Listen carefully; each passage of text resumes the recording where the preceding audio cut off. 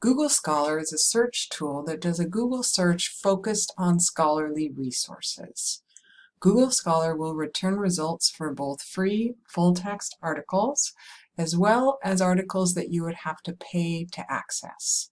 If you find an article while searching in Google Scholar that requires you to pay to read it, please contact us at Ask a Librarian and we will see if we could track down the free full text for you.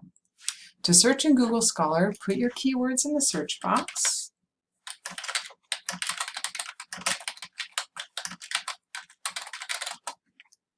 And you can see we get about 13,000 results searching honeybee colony collapse disorder. On the left side here, you can narrow down by date.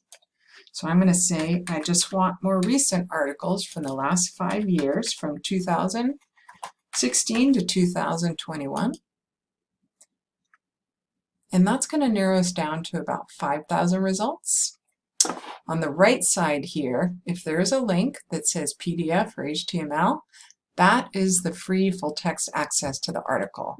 If there is not a link, that means there is no free full text access to this article. And again, contact Ask a Librarian to see if we can track it down for you. These tools at the bottom here are also helpful when using Google Scholar. If you find an article that is helpful, take a look at Cited By to see what other researchers are citing this article and likely doing similar work, as well as related articles. That gives you a list of articles that Google Scholar believes are related to this article. And finally, to get your citation, click on this citation icon to copy a draft of your citation. If you have any questions about using Google Scholar, contact us at Ask a Librarian.